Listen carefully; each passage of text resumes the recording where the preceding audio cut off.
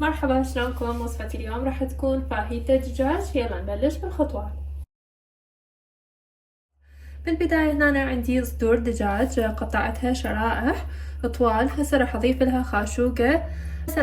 خاشوقة اكل من اللبن.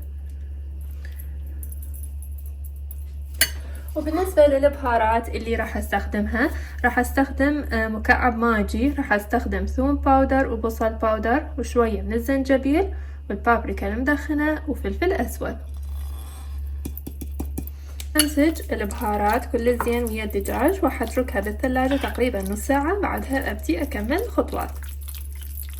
الخطوة اللي بعدها راح ابدي احضر الدجاج. خليت زبد بالطاوة، طبعا لازم تكون النار عالية. وهسه راح ابدي اضيف شرائح الدجاج.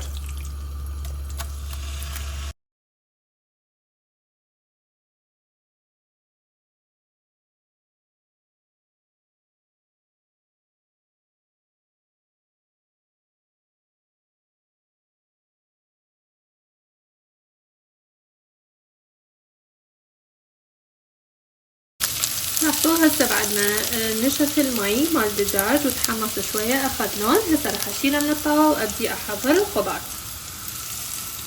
هسه راح ابدي اضيف الخضار. بالبداية راح احمص البصل، قطعته شرائح طوال.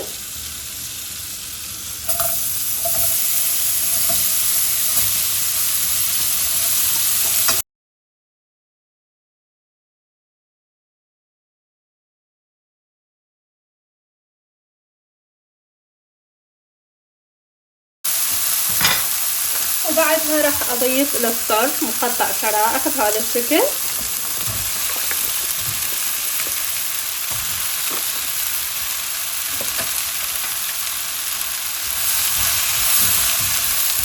بعد ما انحمس الفطر ويا البصل، اخر شي راح اضيف الفلفل الملون.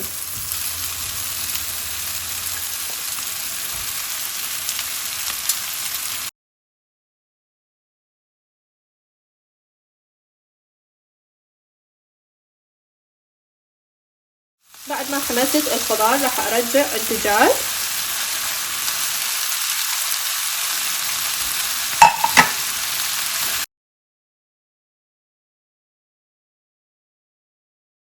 هاي الخطوة اختيارية، اذا تحبون لا تسووها. راح اضيف خاشوقة كوب متروسة من اي جبن كريمي. انا هنا حستخدم جبن فيلادلفيا، نعطيها طعم كلش طيب. اخر شي راح اضيف شوية من جبن الموزاريلا.